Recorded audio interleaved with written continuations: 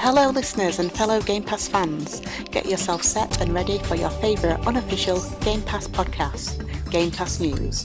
So I'll hand you over to Nick and Sean and get the show started. Welcome to Game Pass News, recorded live Tuesday, August 1st. I'm Nintendo. My co-host Sean Abbott and I are about to fill your brain with all this week's bits and bobs of Xbox, like new Game Pass announcements dropped today while we're recording, Xbox and Square Enix getting cozy, handheld or bust for Xbox, and Sky Oblivion. Do we want it? Would we play it? Let's find out. You better sit down, buckle up, because Game Pass News, it's one crazy ride.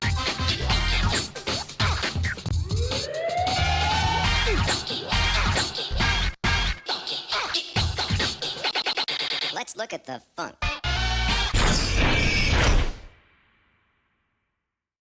Let's look at the funk. What's up, Funky Sean? How you doing, man? Funky Sean. Funky Sean, that's right. Yeah, I'm doing all right. I have a nose full of nasal decongestion spray because Nice. Otherwise I'd sound like Darth Vader. I somehow managed between traveling back from Spain and canyoning in the lakes in freezing cold water, have managed to pick up a cold. So Wait. Have you taken a cocoa test? Have you? it's nothing. It's not that. Okay, It's just, all right. it's literally just there, and it's just But right. you could take it. The COVID thing over here is not like if I had COVID, I'd still have to go to work, so it's pointless taking the test. It is what it is Yeah. now. For some jobs that's true over here as well. For my wife's job, for instance, that is accurate, which is funny because she's with a bunch of children, but they don't care anymore. So she's like, "Yep, just go," you know. But like my job that can be done in an office, then it's like, "No, you should stay home." So yeah. But Sean's just gonna be over there like a coke addict, just doing his thing, like. Yeah, by coke you mean nasal spray. Yeah, just, nasal just to spray. clear that up, people. Whatever's in there, Sean. You know, whatever. We don't know what's in there, but sure, we'll go with you. We believe you, Sean. It's nasal spray. Yep. 50% Coke. Is that what it says on? Sean's reading the back of it right now. That's what it says. It definitely doesn't say that. I thought it had epinephrine in, but it doesn't have epinephrine in this one. So Huh. You're missing all the fun stuff, Sean. All the fun stuff, Yeah. Sean. You're missing it all. Oh Did man. you ever watch that film? What was it called? Now we're gonna scroll for a few minutes. Okay, squirrel. That one, I've watched it. Jason Statham and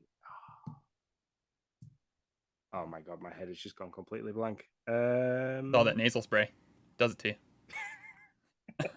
Goddamn Coke. Okay, I wasn't gonna go there because I was like, you kept being like, it's not. So I was like, okay, I'm gonna stop it. But you went there that time, so I don't feel bad. All right, you think about it. Just watch series. You think about it. I'm going to tell you, Sean, a little story about me. I just got back from a soccer game, my girls' soccer game today. And here, folks, I'm going to give you a PSA, okay? If your kid is playing sports, I don't give a shit what age they are, okay? When they F up, they do not need you to yell at them, okay? I'm just going to be real honest with you. Like, and here's something else.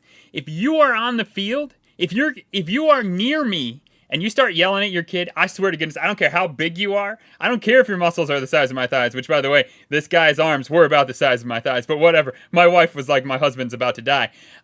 This little girl, by the way, this is 7 and 8-year-old soccer, Sean. I mean, okay, like, come on now. You know, nobody's like, we're not talking World Cup here, okay? And she didn't defend. She moved up a bit too early. She started to attack when she was supposed to be back. And this guy's like, "What are you doing? What are you doing?" I was like, buddy, what are you talking about? Like, your kid just made a mistake. She knows she made a mistake. She doesn't need you to do that. And he gets up, and I'm like, listen, I'm just being honest. Like, don't be a jerk to your kids, you know? Like if you want to like say, hey, you know, next time don't attack when you like off the field, cool. But don't yell at your kid on the field. She obviously realizes, dang, I think I just let that ball go by when I did what I shouldn't have done. Like, I don't know, man. I don't care how big you are. I'm gonna call you out because you're being a jerk. So that just happened before I decided to get off the field because I thought my wife thought I might, you know, not make it. But and let me tell you, I am nothing special. That guy could have like splatted me for sure. Like no doubt. But just don't yell at your kids in a sports game, man. It's stupid. Don't do it. Don't be a jerk. Like, that's all I got. I'm done. I'm off my soapbox. See, this is why I don't like field sports. My dad was that guy. It drives me I used to insane. play football when I was a kid, and I don't like football. As you can tell, I hadn't swapped my T-shirt to the Game Pass News one this week. I'm still wearing my Mercedes AMG I see F1 that. T-shirt because that's my shtick. Track sports in terms of four wheels on asphalt is where I'm at. Yeah, I know. Yeah. Purely because of that, I hated being shouted at from the sidelines. Yeah, like I'll be the first to call. Like once the game's over, I'll be like, "No, come on, you got to hustle, buddy. Like you know, you got to get over there. Like good game, but you got to hustle over there." But like, I'm not gonna be like, "No, why are you being so lazy? Why do you gotta hurry up?" No, man, come on. God, no, it's not how you do it, man. Come on. I mean, and if that's you, I'm sorry. If you're like, "Wow, you're an ass," I'm sorry. I'm not trying, but don't yell at your kids. Just think about it, okay? If that's you, just think about how that makes them feel. Not saying you shouldn't tell them how to be better. Just think about how you're doing. Not just the one kid that is shouting at as well, but it has a negative effect on all of them because then they all start worrying: is somebody going to shout at me like that? And it's the idea of doing stuff like that is for fun. So yeah, man, for sure. So Sean remembered it while I was on my soapbox. Crank is the name of the film Sean was going for. So there you go. Yep, this is great. Take your brain out and watch Bedlam film. I do remember that. I remember the old lady scene. I was like, I have no idea what film you're talking about, but I do remember the old lady scene. Okay, I'm done. All right, let's move on. That is not a PG film, folks, just in case you are wondering. No, don't watch that with the kids. Don't watch that with the kids. I had no idea what film you were talking about until it just like hit me all in 1 second. Oh my goodness. Well, if you're new here, or not new, if you haven't tuned in the last week, we changed things up. So we go straight from pre-chat now, not to top stories, but actually to Game Pass headlines, and we got some hot news this week. So let's hit the Game Pass headlines.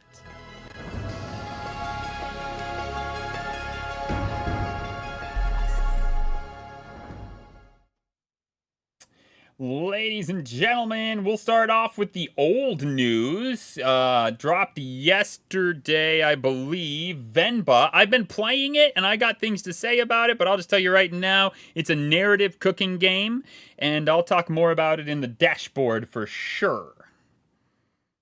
Excellent. What dropped today, which I can't say anything about because I've not played anything Xbox related this week, but it's Celeste. Nick's harped on about this over the last couple of episodes that it's a great game. So I do at some point want to get hold of it. Yeah, tight platform, a great story. Give it a shot. Give it a look for sure. In talking about stories, this is like story. Coming soon, August 3rd, a short hike out on everything, by the way.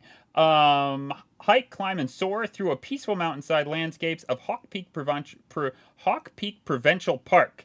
Follow the marked trails to explore the backcountry as you make your way to the summit. Also, a really good story and a lot of fun little like mini-gamey things to do in this. I beat this game on the Switch. It's fantastic. You should give it a look. Yeah, I quite want to play. And you made a really good pun before we started as well that a short hike is not a long game by that is accurate. So.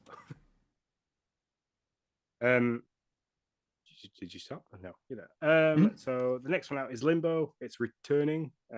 Nick's dropped a reminder on Twitter of the death counter for that game when he played it for the first hour.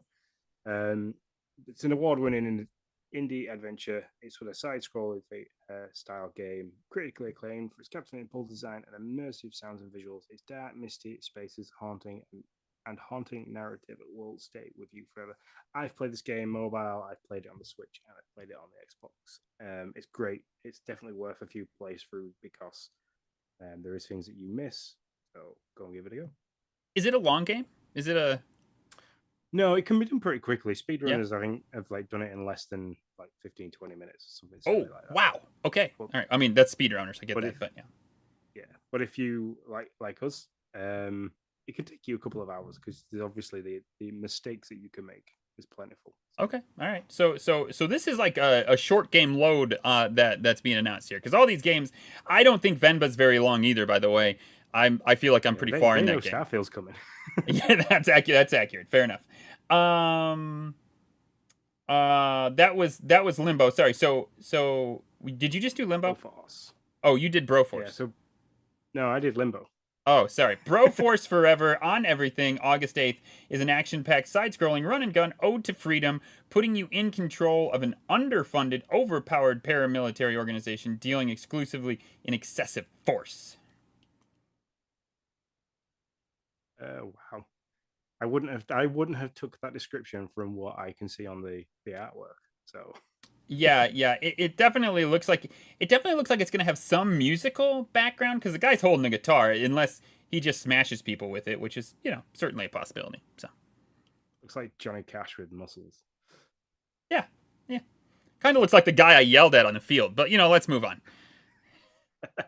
And then there's Airborne Airborne. Kingdom, I believe, is the last one that we haven't spoken about. Is it because everything's upside down?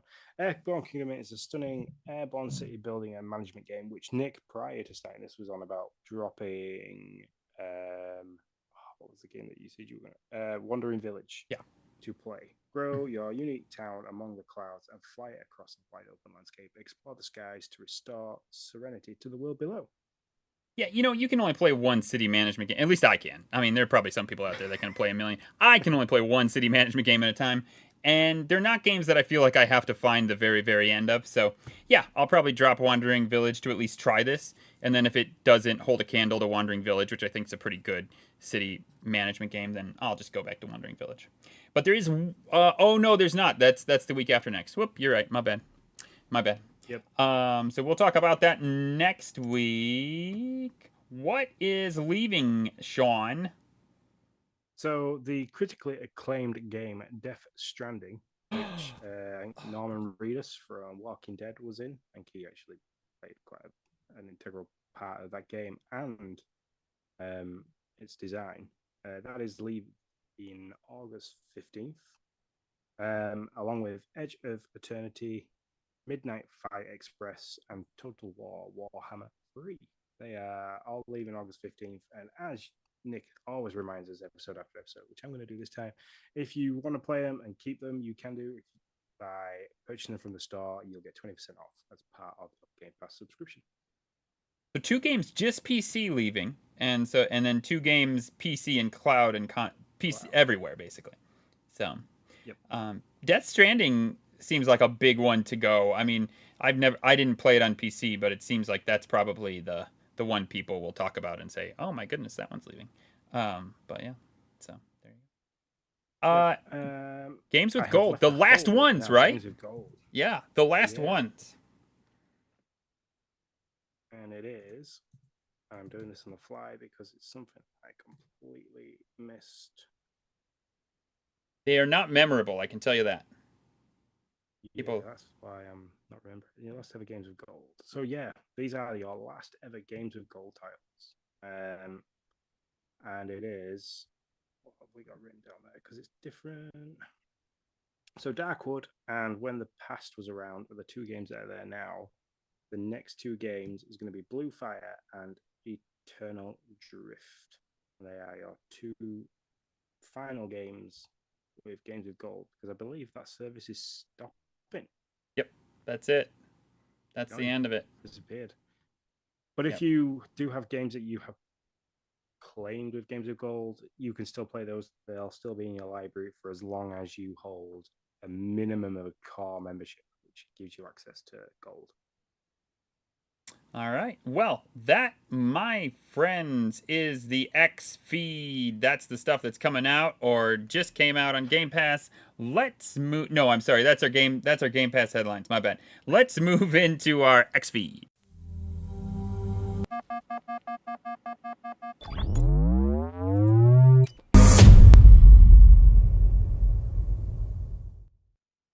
Rumor mill, my friend Sean. We got a rumor mill, and that is that Skyblivion remake turned remaster is being developed right now. Are you excited about that? Are you interested in that? When you first mentioned this before, I was like, they're going to remake Skyrim, really? But it's not. This is Elder Scrolls 4 Oblivion, which is one that I never played. Which has been remade by fans over and over again in many different engines. That's going to get a it's rumored to be getting a complete remaster in the Unreal 5 engine, which Skyrim could have been running. It should have been running it, which make it really, really pretty lucky. But then all the physics and gameplay is still going to be done in the original Oblivion engine, and they're going to kind of mush those two engines together and hope that they work. Yeah, that is apparently the rumor. I mean, yeah, this is a rumor. I started it. Let's remember it is a rumor. Run a massive open world RPG game in one engine and have all the physics and the gameplay happening in another. I can see if that's going to happen that way. I can see it being a mess doing it like that. No offense. Yeah. Yeah, I mean, it could be. So am I going to go back to this? I'm pretty honest about these things. No. Do I think it's neat for people who want it? Sure do. It's rumored to come out late 2024 or early 2025. So, we're probably not going to hear anything about this until early 2024 at the earliest, if this rumor comes out to be an accurate fact. If you're wondering where it came from, it was from a now deleted Reddit post, first flagged by Xfire, then picked up by Games Radar, and that's where we grabbed it from. If it's accurate, then like I said, that's really all I have to say. I think it'll be great for those people who want it. I certainly won't go back to it now. I just probably won't have time. There will be 1,000 other things out at that time. If it's anything, as long as, because I mean, Skyrim was made off the back of Oblivion. I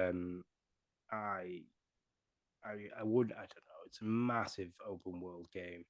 In Skyrim, it took well over 200 hours to just not even finish it because of the glitchy quests that I had. So to be going back and trying to do Oblivion as well as having Starfield on the go, it's not going to happen. Yeah. Yep, I totally agree. Our next top story, Phil says Xbox is focused on handheld PC gaming. By PC gaming, is he assuming then that's things like the Asus ROG Ally, Asus ROG Ally, and the Steam Deck? Yeah, Steam Deck, and then Nvidia has well, actually that Nvidia is more of like a cloud gaming thing. Yeah, I was going to. That's why I didn't mention it, because that was more of a cloud-based piece of equipment rather than the hard drive and everything being in it. Yeah. So what's interesting, you look at the Switch. The Switch is not PC handheld gaming, right? The Switch is, would you call that like console handheld gaming? I don't know. What would you, just handheld gaming? I don't know. What do you call that? I'm going to call it a console because you have to put media in to play it. Okay. That's what I want, Sean. Yeah. So which to me makes the S not a console. No offense to S owners and Nick, but it doesn't make it a console. To me, that makes it a gaming. Obviously, it's fixed to Game Pass and Xbox titles only, but that makes it, to me, is more towards the PC angle, because there's no media that you have to put in directly. That's interesting. That's just my understanding. I could be completely wrong with that, because that's just my interpretation. There is no body that gets to decide these. At least I don't think there is. Maybe somebody's like, oh, well, actually there is. I don't know of it. So I would look as PC gaming as you can do other things, but then nothing's PC. Actually, now I'm about to say this. I'm about to say nothing's a console. Everything's a PC, because you can do other things with all these things. So yeah, that does not make for a good definition of console. Yeah. So what? Oh, we came up with a new feature story on the fly, Sean. Is what we just did. Our other feature story isn't near as good as this. So what makes PC gaming? Like, what makes PC gaming? What makes console gaming? I don't know. I'm gonna have to. I mean, I got this box. So for Xbox specifically, let's take Switch and put it to the side. Okay.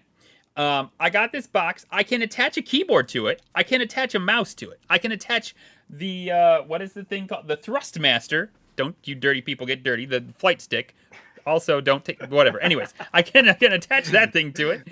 everyone wants to take a ride on his disco stick. Yeah, I can do all those things. So, but it's a console. Well, I mean, except you say it's not a console. Um, but in a PC, you can put media in a PC too. So man, I've never really like broke this down in my head, and it's hurting my brain at the moment, Sean.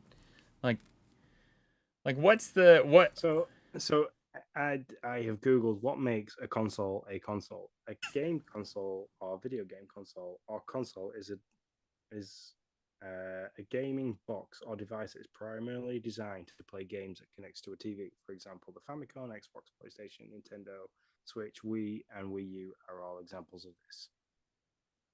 So if you have a PC, a box that primarily connects to a TV that you do not use for other things, then do you have a console or do you have a PC? Oh, don't say that. Don't say that to the PC gamers. I know, right? Right? So it's like you'll set the world on fire. Well, I mean, but by that definition, if you don't use your PC for anything but gaming, then it's a console, right? You can connect a controller to a PC. I mean, they're like, oh dear, it's so gray at this point. Like, yeah. Consoles, the big thing used to be consoles didn't have to deal with these updates, right? Like update. Everything has an update. Now consoles deal with that all the time. Like, and you can. This is true. Even when you plug a disc in now to the Xbox Series X, you have to. And I'm assuming the PlayStation 5 is exactly the same as this. You push it in, and it's got to pull extra content from the internet and install the disc so it works better. So yeah, I'd say that we've opened Pandora's box in terms of terminology for things because no, Sean. We opened Pandora's console. Sorry. Well, yeah, we've wow. I just don't know. Like, I don't have a good explanation to why I look at a PC and I'm like, is it primarily how you input to it?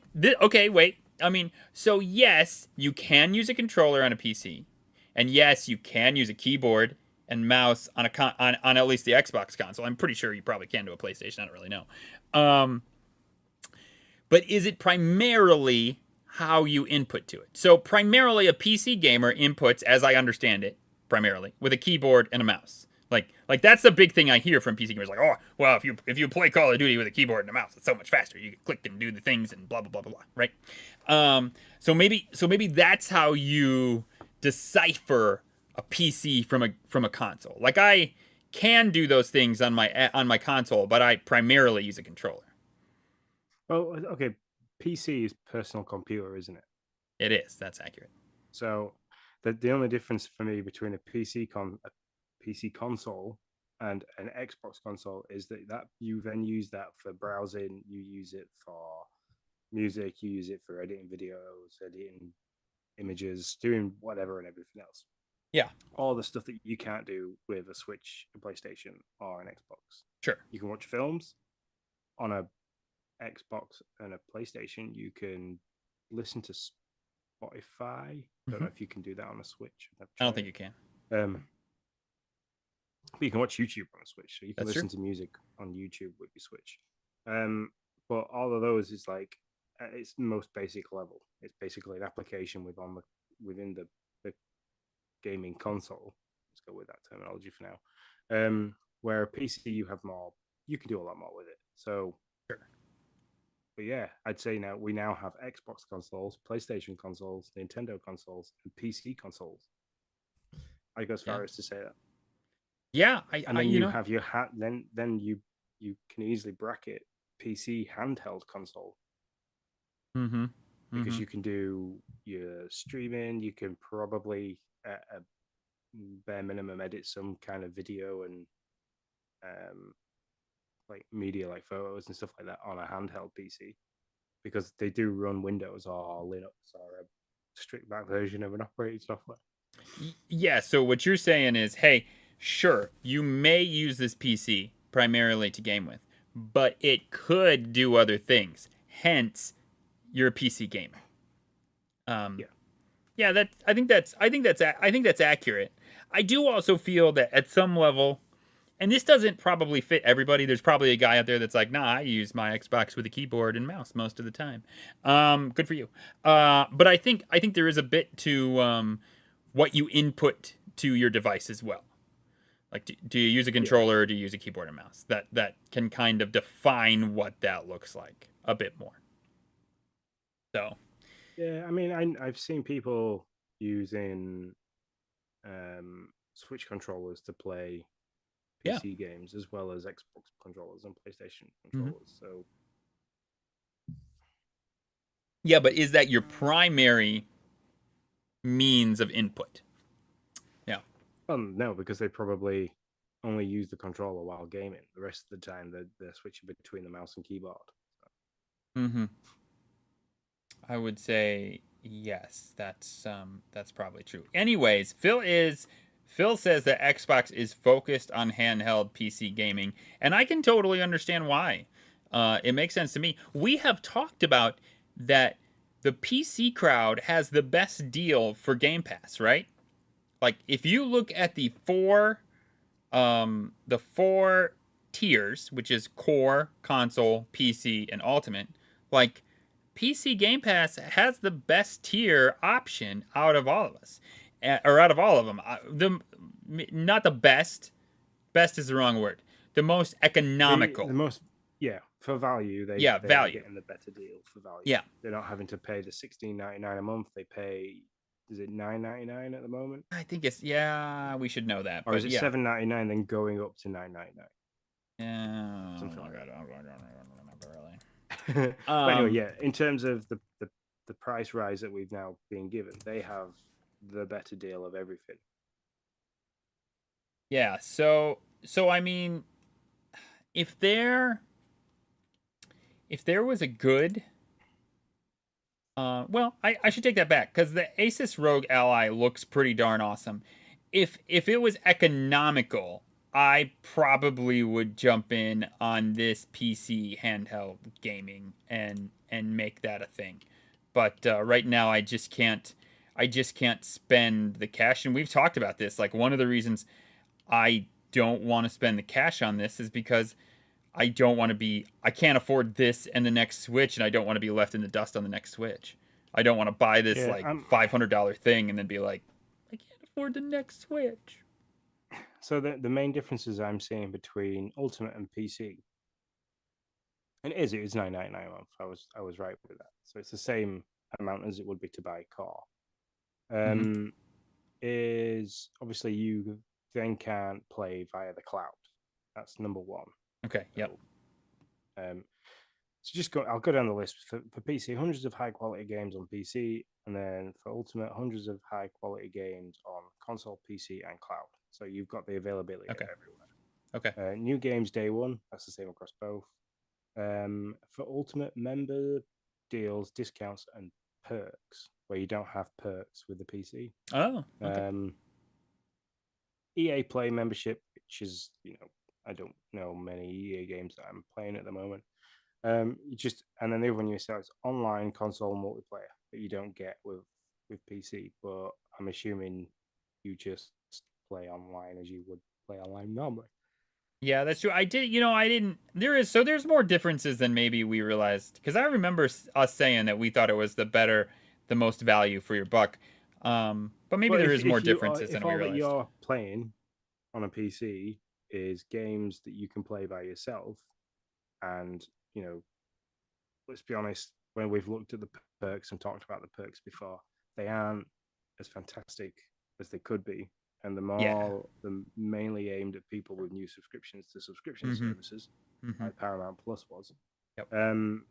It's not a great deal to have. So still being able to have the membership deals and discounts is fine. So for me, paying £7 less a month nearly and still having access to day one releases like Forza Motorsport, Starfield, things like that are coming out to PC as well as console. It's a no-brainer. If you've got a gaming PC and you're doing it that way, then yeah, it's definitely a better deal to have rather than For sure forking out for the console itself and then the $16.99 a month to have Game Pass, like, Game Pass Ultimate rather than just Game Pass PC, to have PC Game Pass. Mm-hmm. Definitely the better deal. I mean, if I had a PC that I could plug into the TV and my controller, which it probably would, the Series 2, Elite Series 2 controller would then connect to the PC, I'd have the PC sat behind the TV and I would get rid of the X console. And I'd probably run PC Game Pass that way. Sure. That makes sense. Well, I one day could see myself jumping into the handheld world of PC gaming with Xbox, and I am excited that Phil says they're focused on it and interested to see if they come out with anything of their own or if they just continue to support third-party stuff. So It'd be, we shall see. for me, if you want to capitalize on as much money as possible, I definitely R&D, bring my own. Mm-hmm. So, and I'll Phil and the bobbins at Game Pass and Xbox are sat there looking at the Switch and how well it's still doing, even years after its release, and how reliable they are. Because I mean, the OLED Switch is like, it's like a trooper. I know the OG Switch has the Joy-Con issues, but I don't know of many people having the same issue with the OLED Right. Yeah. Joy-Cons. So they're going to have to be sat looking at this and looking at the tech and going, this is doing really well.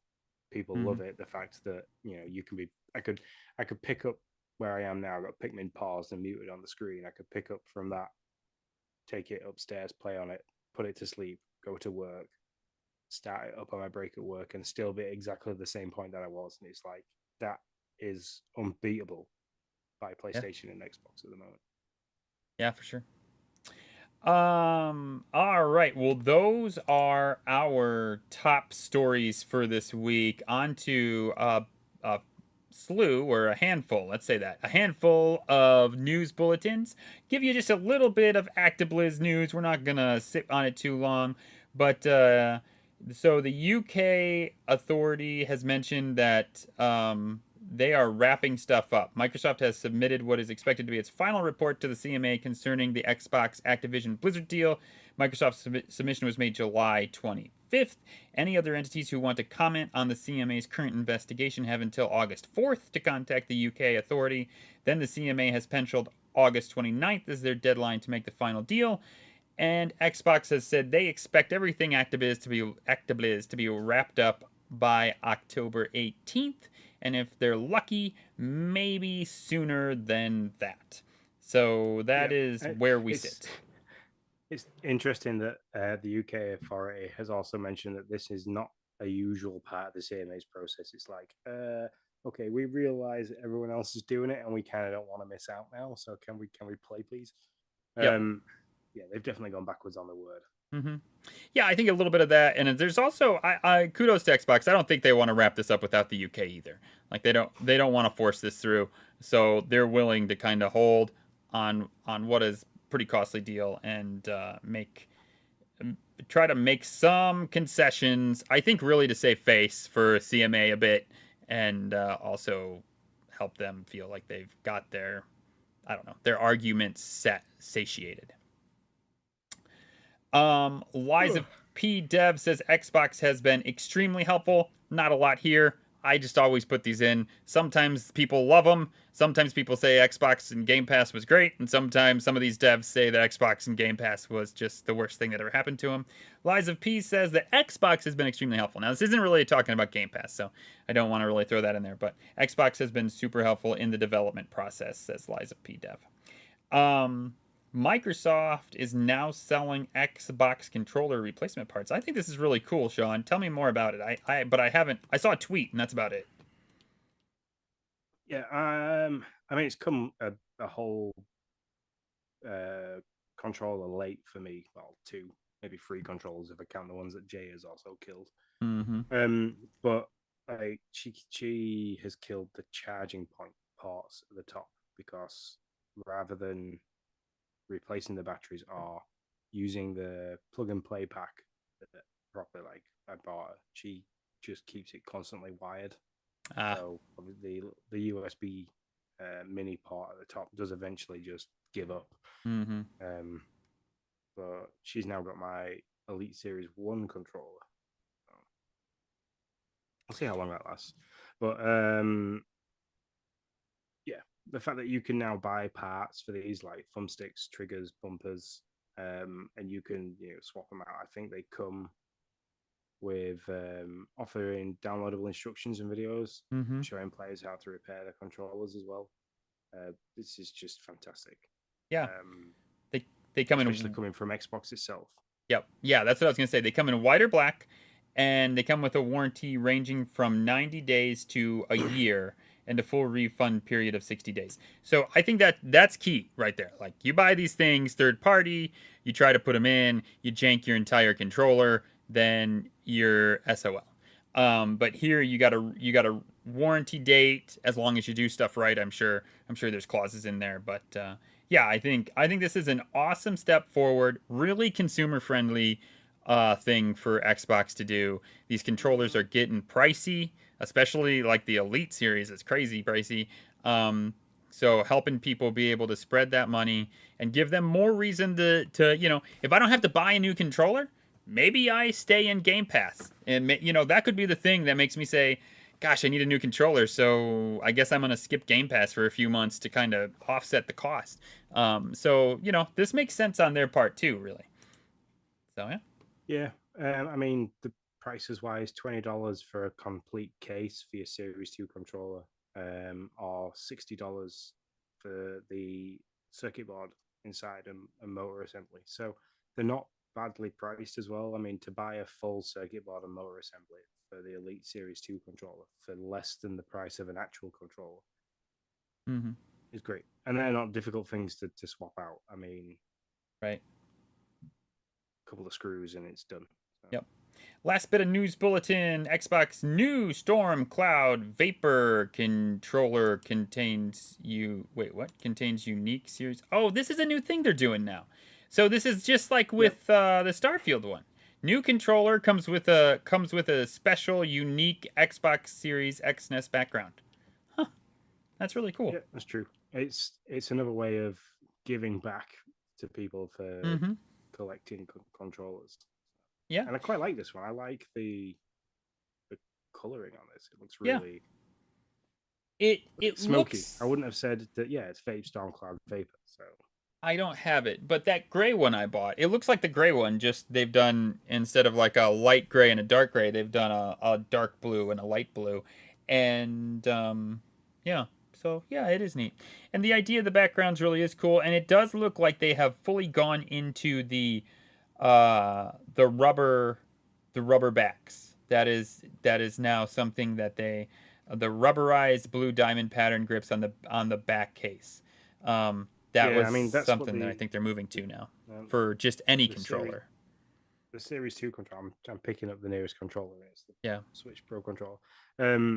But yeah, the rubberized backs, they've got that on they had it on the Elite Series 1, but they had issues that once they started to get warm and moist after being in your hands for a while, they started to the glue started to disappear. But on the Elite Mm-hmm. Series 2, they have gotten rid of that issue, and it's great. It feels fantastic. It adds a lot of comfort and grip in your hand rather than just hard plastic all the time. Yeah, I think that's great. And apparently this is the way they're going. The Starfield controller had it, and now this one has it, and I think it'll be something you see from now on all of even their regular controllers. So that's cool.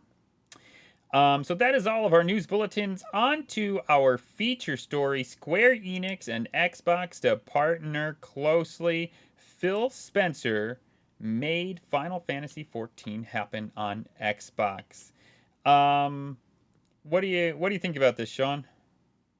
I think it's great. At first, when I started hearing people talk about Square Enix working closely with Xbox, I was like, they can't possibly be lining up another acquisition off the back of the ABK acquisition. So it's just be ridiculous to get one huge Yeah. one and then a not so huge one behind it would just be crazy. And then last week you reminded me that another company who I cannot remember the name of kind of bought them a while back. Um,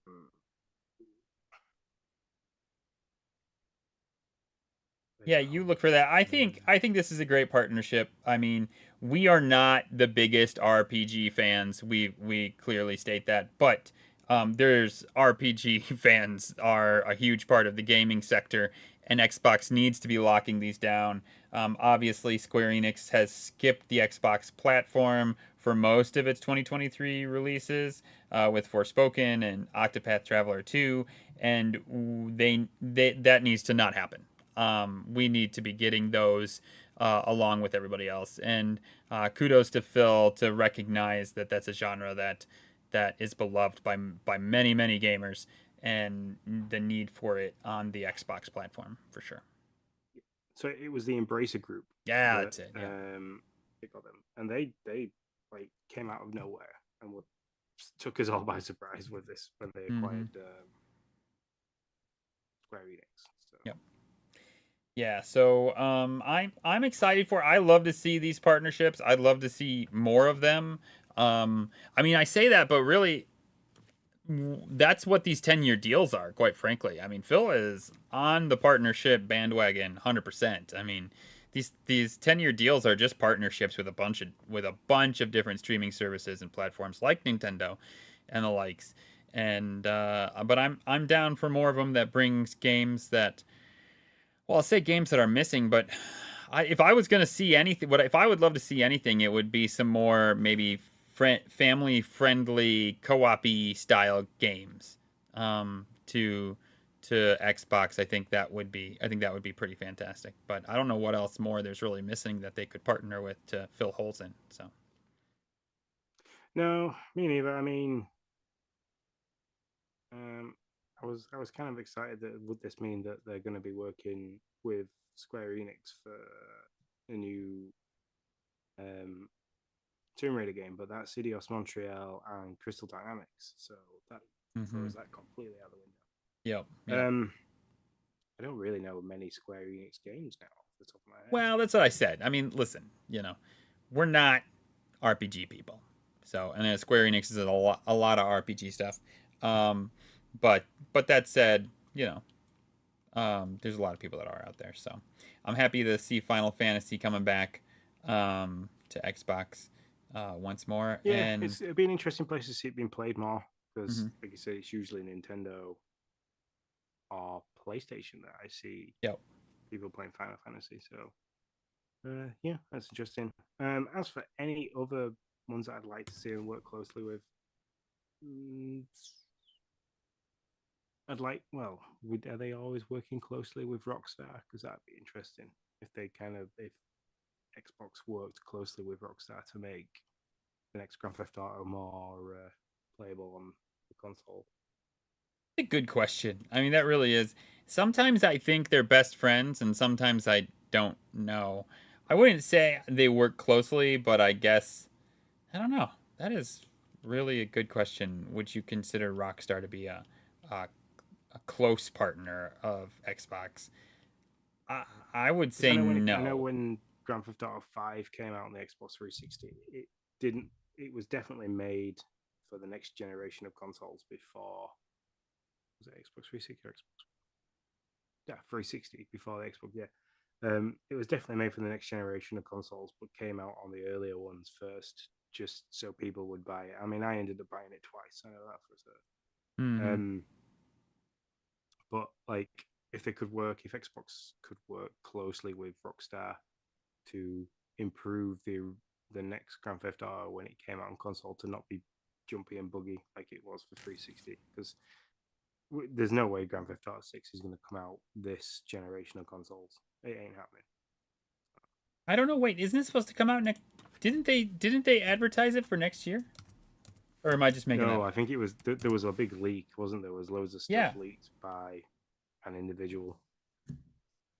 I can't. I think we I spoke about that. Yeah, there was definitely a leak of a bunch of documents that, well, yeah, it was like a hack, is as I understand it. Yeah. More than. But as for other things, I don't know. They work that closely with lots of people. I like to see Xbox and Game Pass working closely with the indie developers like to make games. Tunic, they like if they could work closely with people to make games like Tunic more, and bring them to Game Pass day one. That's what I'd like to see. Leave the big AAA games to the developers that they left them with, and the ones that they haven't already purchased and got under the umbrella, but work closely with up and coming indie developers to make the games that those guys are releasing, you know, a little bit more polished and finished off and with a bit more depth to them, so that when they come to us, um, as Game Pass subscribers or PlayStation Plus subscribers, stuff like that. Because obviously, I don't want them just to be, oh well, because we've worked with you, it's going to be exclusive to us only. Because I don't want to get into that hole. So only just coming out of that with the ABK. So, Yeah. But yeah, I'd like to see them working with indie developers more to make games more polished. So it is. So it's not announced officially, but there's pretty solid rumors. So Grand Theft Auto 6 has been hinted to arrive 2024 by publisher Take-Two, and during the CMA reports and everything concerning the acquisition of Activision Blizzard, Microsoft stated that it believes GTA 6 will be released in year 2024. So pretty legit sources, but not completely official. That's so 2024. We'll see. Anything else on our feature story before we move into the dashboard? No, it's like you said, the handheld gaming thing could have quite honestly been our feature story for this week. I think there was more depth to that than there was the Square Enix. Yeah, we were wondering, and then all of a sudden all of a sudden we started questioning what a console was and a PC was. That probably could have been it, but we hadn't thought about that until we were in the middle of the podcast. So here we are, anyways. Well, let's move on to our dashboard.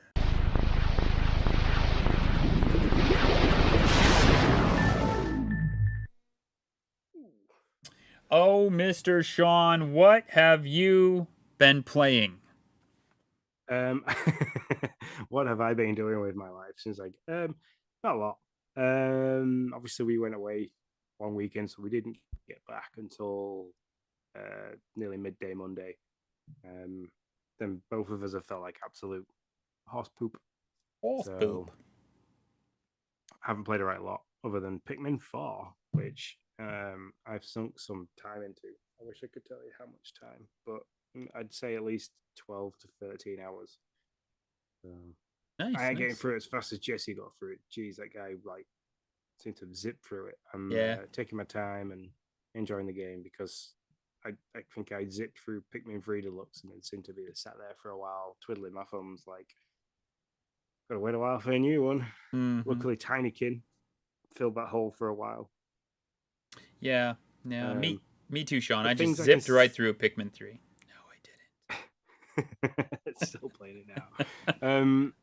The things I can say about the game that don't give spoil too much something for your co-host. You haven't got it loaded up for you and Noah yet. I am enjoying the fact that you can segregate between the types of Pikmin. So using the bumper buttons to do that is fantastic. It's great. Even when you disband everybody, they go and stand in their little groups. Oh, it's so good. Yeah. And it's really useful as well. And it stops you, like if you're like rapidly firing some off, it kind of stops you from throwing them straight away. So it gives you that time to pause so you don't throw the wrong type all the time, which is good. Yeah, that was something that Tinykin did really well, and this has done it really well. The fact that it doesn't automatically choose the right ones, I think is still good because that's a margin of error that you kind of want, especially in this kind of strategy game. So. Yeah, I do get that. Like it's a little too hand-holdy when they're like, no, you just push the button and we'll throw the right one. So I do understand how Tinykin was a little too babyish maybe for these professional Pikmin players.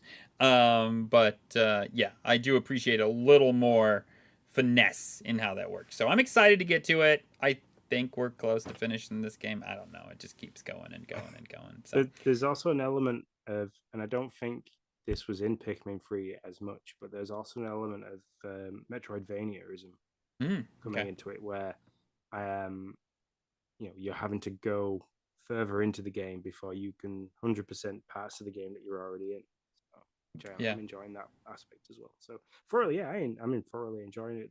It looks great, sounds great. So. Well, that is good. As I have alluded to, that's it. Is there anything else for you? What's on your docket? You looking forward to anything before I move on? So I wanted to get hold of Celeste. Okay. Yeah.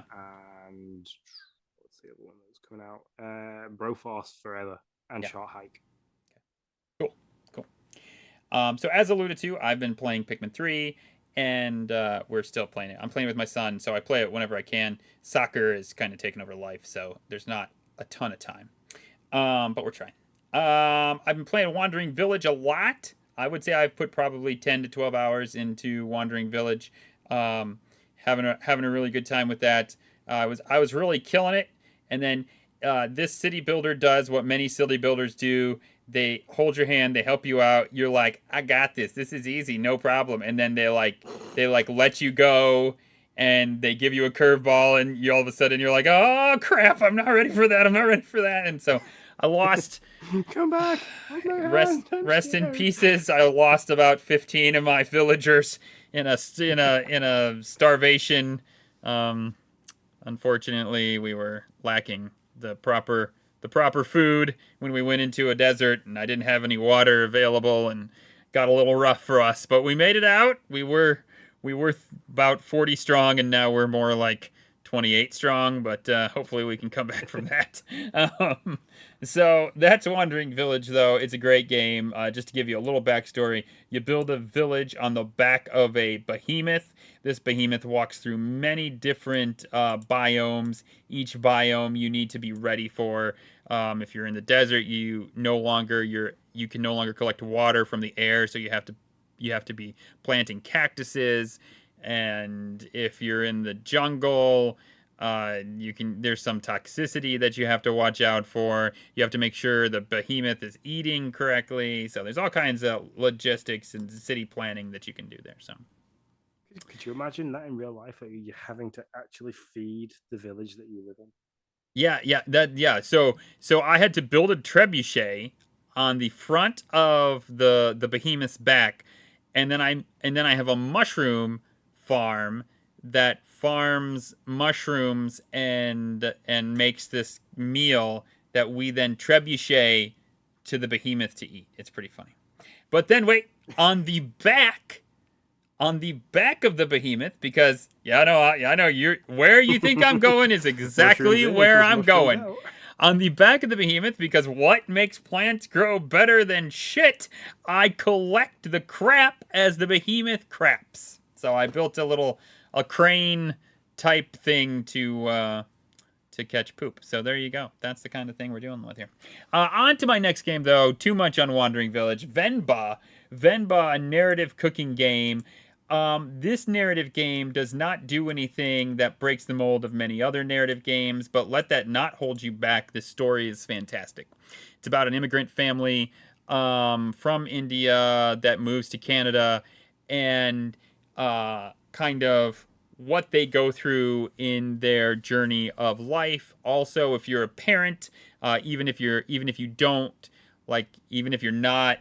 haven't had that move from culture to culture, as a parent, which I have not had that move, but as a parent, I can definitely relate to this, and have just utterly enjoyed the story. This is a text-based game, so there is reading. People know that normally annoys me, but I will tell you, the text moves the story forward. This is not a fluff-based text game where you're reading a bunch of junk that doesn't matter. If there's text on the screen, it's moving the story in a forward direction. So I'm not sure how much longer I have, but you're kind of going through this couple's life, and I don't think I have much longer. Let's just say that.